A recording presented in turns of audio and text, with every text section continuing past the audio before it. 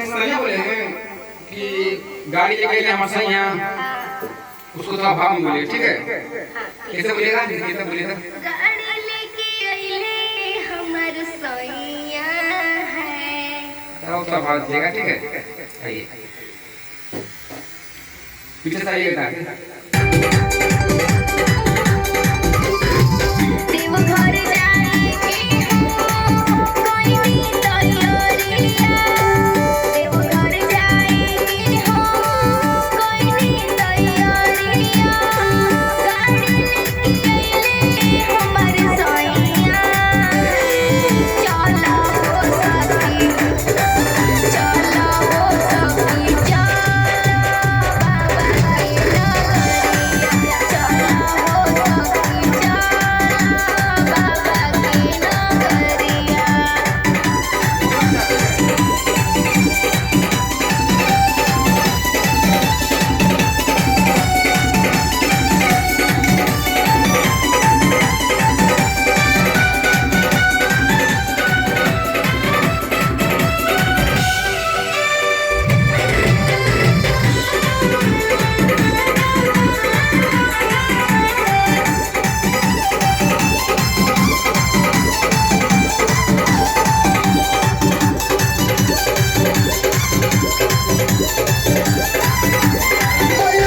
बोलत चल हाँ संगे बहुते साथ मिले हो। जय हो बाबा की दुआरिया आशीर्वाद मिले हो।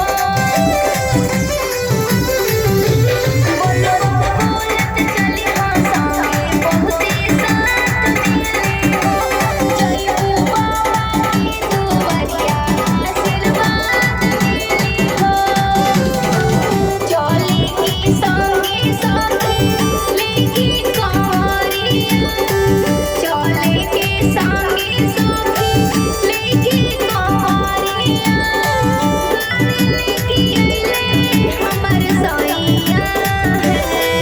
चला हो सखी चला हो सखी चला बाबा के नगरिया। चला हो सखी चला बाबा के नगरिया। लास्ट में तो बोल दीजिएगा ना, चलो सब चलो ना, और सब टोटल सही गाई है, थोड़ा भाव देके गाना बजेगा, ठीक है? और उसी प्रकार से आइएगा, चलो हो सभी चलो भोले बाबा के नगरिया, ठीक है? आइएगा।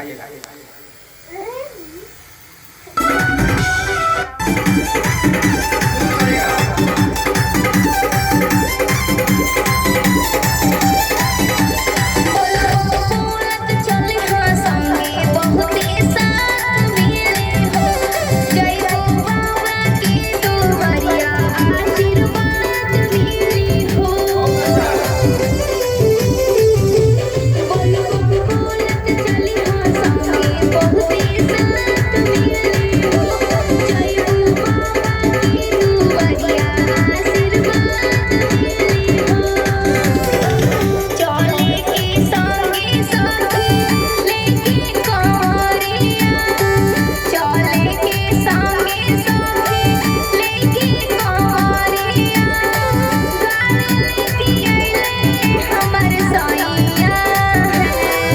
चला हो सखी चला हो सखी चला बाबा के नगरिया। चला हो सखी चला बाबा के नगरिया।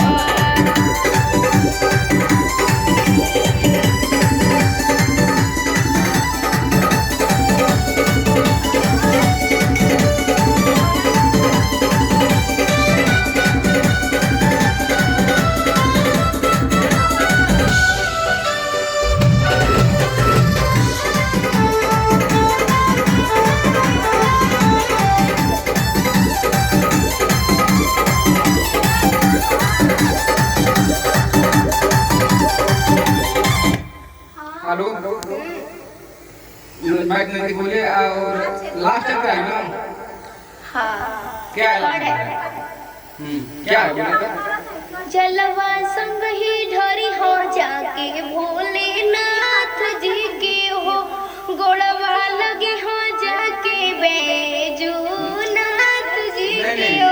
गोरवा लगे जाके तू गोरवा लगे जाके तू बैजूनाथ जी के हो। ठीक है कैसे बोलिए। जलवा संग ही ढरी हो जाके भोलेनाथ जी के हो। गोड़वा गोड़वा संग ही क्या हुआ करिए नहीं गोड़वा मतलब कैसे संग ही नहीं ना बोलेंगे। नहीं बोलिए बोलिए एक जो रही है गोरवा संग ही है। क्या लिखा गया उसको देखिए। लिखा है गोड़वा लगी हो जाके तू हूँ बैजूनाथ। भाव में बोलिए बेसुरा आ रहा है। भाव में बोलिए गोरवा लगी हो जाके तू बैजूनाथ जी के हो। बोलिए बोलिए बोलिए बोलिए एक बार। जलवा संग ही ढरी हो जाके भोले। गोरवा लगी है भवानी बोलिए। तो मतलब ये गा रहे हाँ हैं हाँ गए हैं हाँ गोरवा लगी है। गोड़वा संग ही लगी हो आई ठीक है जाके। ठीक म्यूजिक आएगा ना म्यूजिक गा देंगे आइएगा।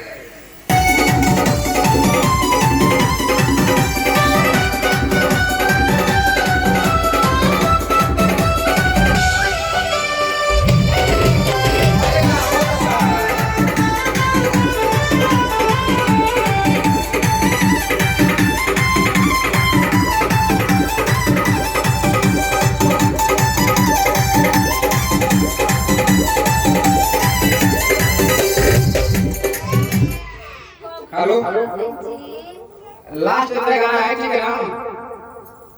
लास्ट अंतरा हाँ वहीं से गाइएगा।